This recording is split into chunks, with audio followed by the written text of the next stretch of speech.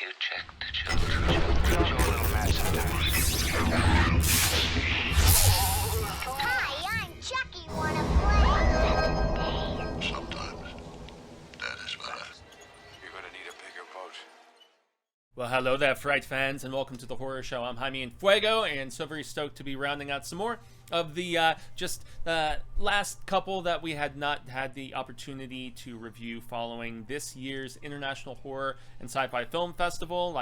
I saw like nearly 50 films, both, you know, horror, science fiction, and then stuff over on the Phoenix Film Festival side, and so yeah, it's a lot to catch up on, you know, unfortunately, but this one just recently had a theatrical release briefly, and so it was definitely time for us to, you know, get around to doing the review proper because it is now on VOD. And this is a film from first-time feature director and co-writer, in this case, Joshua Erkman, and it is entitled A Desert. And so this is a film that doesn't really skew as much to like the full-blown horror. This is more of like the thriller, kind of really dark drama with, you know, nasty themes sprinkled in. I guess you would call it like maybe Tarantino-ish, but without the comedy. I mean, very much in the vein thematically and just the whole ultimate vibe of the film of a lot of the darker dramas that we saw in the 90s and that we still see, you know, to this particular day. But you know, I saw my fair share of things like this that were just like something like California, for instance, maybe, you know, California with a K being Brad Pitt. You know, this has that just kind of like dark and, you know, pitch black almost practically thematicness to it, very desolate, very much like just the human horrors that are like dwelling in these desolate areas of the Southwest. And so overall impressions, now I'm not sure if there is a different edit that is floating around of this movie. I could be completely mistaken, but I have seen films on the festival circuit that I thought were a bit of a jumbled mess, and then they cleaned them up a little bit before putting them in theaters and putting them on VOD. So I have not seen the version of this film, if it is even any different, and that's what I have to preface this all with. That was in theaters recently and is now on VOD. But as a whole, I thought that this film started out very focused and very strong for the first like third or so, where you have this guy who he's out just essentially putting together a new photography series, and he's driving through these desolate parts of the Southwest and photographing these like abandoned, you know, like he's in a movie theater early on, and then like in, you know, passing convenience stores and like, you know, old dingy motels and things like that. He is very much just showing the degradation and desolation of these areas that sometimes are abandoned, sometimes are still being utilized, but have shown just where when things aren't, you know, properly maintained in this area, how we just get used to residing in certain, you know, aspects of squalor and stuff like that. So it's a very I don't know, it's a film series that has a cohesion and has a lot to say. He had a book that he had previously published that, you know, gained him some attention, but finances are not super great, whatever. He's trying to, he maybe has a strained marriage-ish sort of thing going on. So there's a myriad of different things going on. And he encounters some peeps. I guess this is me hitting both the story and overall thoughts a little simultaneously, because I was supremely engaged in the first third or so of this film. Then it makes a pretty significant pivot. I'm not going to say a drastic pivot, but a significant one because of some stuff that happens.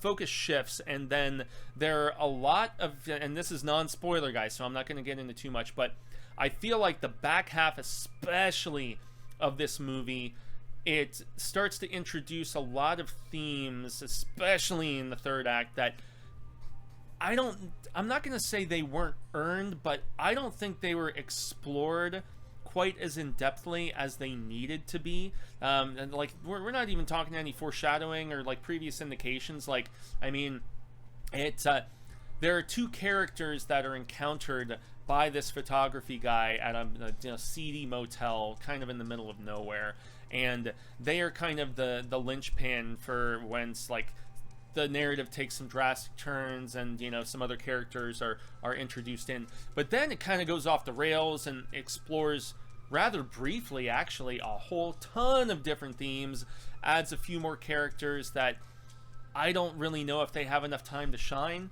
in a lot of ways. And so that's, overall thoughts. I was really like locked in for the first like third or so of this film, and then I feel like it kind of became a poorly edited, jumbled mess, that wasn't particularly focused. Now, perhaps that could have been tightened up with, whatever, if different at all. And I hate to really even say stuff like that when I'm not sure if any alterations were made, but, the reason I wanted to bring it up, though, was because I saw a great film that was just lurking within a lot of these story threads that didn't all really get explored accordingly, in my estimation, and mesh particularly well together. So, as I've covered a decent amount of the story, it is these two people, this brother and sister, that these kind of seedy peeps that our photography guy encounters, that really send the narrative into a different direction, and I just don't really want to spoil where that goes. And there are still a lot of intriguing aspects that are just kind of brought into the fold. There's some, you're kind of trying to investigate the nature of these two characters, and you're uncertain as to what their true motivations are when they get involved with this photography guy. And then when you really start to have the curtain pulled back as to some of those two and their associations, this brother sister, as I mentioned, and stuff. And so the movie does go into some relatively grisly territory, especially in the third act. But once again, I just don't know if it necessarily, I don't know if it earned it, and it feels kind of glossed over, and it really like cranks it up to 11 with some of the disturbing subject matter. But I just don't know if it gives it enough time. And, just as I said, in the edit, it feels like kind of a muddled mess in the back half. But once again, art is subjective, and perhaps that sort of chaotic nature to all of it would work better for some. I will declare, though, the acting is great from everybody associated in this. Our photography guy is solid. You kind of root for him, even though you can tell he is experiencing some conflicted stuff within his life and really trying to recalibrate, trying to figure out what the next move is. Do I still have artistic merit, integrity, respect, all of these different things, not just from his wife, but also from the community that he has been working within. And it's always tough when you see how some ascend and then they kind of regress a little bit, and they're trying to kind of find the meaning of it and all that other stuff. It's artistically themes that I have most definitely felt and explored at times in my life, playing music and doing other sort of creative things over the years. Sorry, just gonna, but even aside from that, you got great performances, especially from the brother sister duo. I can roll my eyes because you don't want to reveal anything, but the dude has like a adequate menace to him, but he also has like kind of a darkly comedic sort of vibe to his nature as well, which is interesting. And then the sister, or the girl, I'll just say, she's sleazy, but kind of has like that sexy sleaziness to her. I don't know. It's kind of tough to explain. She's rocking that Gap that I know is popular over in Europe for certain models and stuff like that. But and then you've got the presence of the wife a little bit, as I mentioned. To her role expands as the film goes on. Initially, it's just very much focused upon our photography dude, and then there's some other characters that I don't really want to get into because they're a little more spoilery. I was a little less into their presence, but as far as like our four, I guess I would say our four main leads, and then there is a fifth one who I don't want to divulge because then that would give some details about some stuff that goes on earlier in the movie if I said who this fifth character is. But him I was a little less about, but I'm not going to really go into that as far as spoilery stuff goes. Cinematography, filmmaking, some of the technical aspects of this, it was great shot locations. The location scouting was on point because of that dreariness of the desert. Being here in the deadly deserts of Arizona, I've explored a lot of areas like this where you see abandoned structures. Like there's these weird, like almost like they're on the way to Tucson, Casa Grande area. You know, if you're driving from the Phoenix area down south, they're like these weird, like, kind of I don't know, they're like these cave kind of structures, but they're man-made, and there's all kinds of weird spray paint and stuff all over them. These are the sort of like weird stuff that you can, if you were just driving, you know, down like the 10, for instance, or just, you know, you will see just all kinds of weird shit, man. You know, stuff that has just been abandoned and left forever. And if you are willing to take the time to do that location scouting, which I'm positive the filmmaker, you know, Joshua and his team did, I mean, they put their work in, because it really got that sort of, I don't know, just wandering in the wilderness, and to just that sort of feeling of, you know, desolation and despair. It got it across pretty succinctly, I gotta say. And, you know, it is a well shot movie too, you know, especially, you know, some of the color grading. And when we do in the third act, even though I said that there was some stuff explored that I didn't think got its due time, and that they kind of rushed into going really extreme with certain things, all of that did have some nice set design, like all these different TVs and stuff, and just a weird kind of base of operations for some seediness and whatever. I mean, all of the set design for that was really top notch and really cool, and just up that sort of kind of gross out grindhousey sort of vibe that this film embodies. So I'm yeah, I mean, you get some violence, you know, especially in a few scenes as the tension is getting ramped up within the narrative. But, you know, as I will continue to say, the back half is where it just tries to almost overstuff the turkey with too many different, okay, so yeah, well, you thought things were bad because of this, well, then there's also this, and then there's also this, and then there's also this. And so yeah, it gets grimy and slimy a little bit, and there are people who die and some things like that.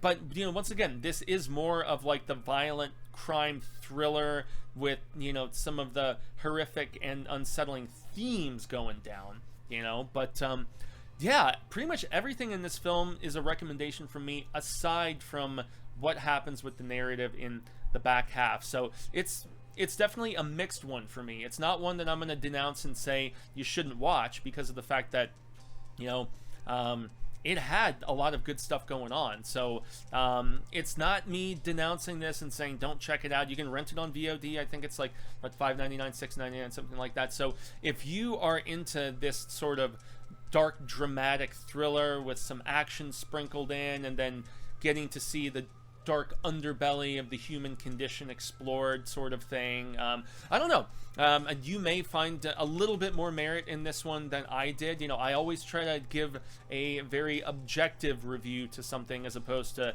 the hate culture or the you know, up its ass praise culture you get currently in a lot of film punditry on YouTube and various other outlets, where it's like it's either the greatest thing ever or it's like a steaming dump. You know, there is middle ground. You know, I think I gave this 3 on Letterboxd, you know.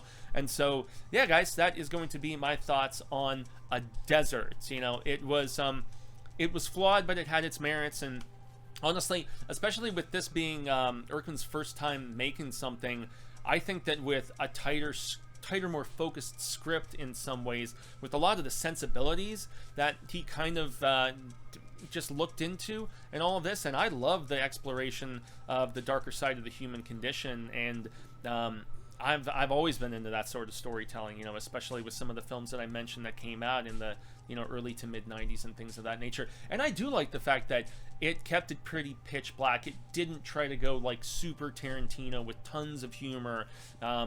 There's certain instances where you don't want that levity in a narrative, because it really just ups the dire factor. So Joshua Erkman is definitely on my radar going forward after this film. So I'm very curious to see what his next feature would be, even if I had you know, just some some misgivings about a few aspects of this one. So I extend the grande gracias, everybody. I've been Jaime and Fuego. You can find Wall on all social media sectors: Twitter, Instagram, Facebook, YouTube, the Tiki-Talkies, Threads, all that shizzle. But the most important thing is, if you guys have seen A Desert, did you check it out when it was on its limited theatrical run? Did you check it out since it was released on VOD, or you can rent it on Prime, Fandango, wherever the hell you like to rent your shizzle? Or did you see it on the festival circuit like I did? Are there any differences? Was the film tightened up a little bit once they finally put on the most recent iteration that I can claim for this is Ugly Stepsister, where the earlier version of that film I actually liked better, and I didn't think that some of the alterations and reshoots and stuff made it a better movie. So I don't even know if that was the case with this one, but yeah, that's my thoughts on The Desert, everybody. And that's going to do it for today, Fright fans. So gracias once again, and until next time, spooky ookies, remember, stay scared.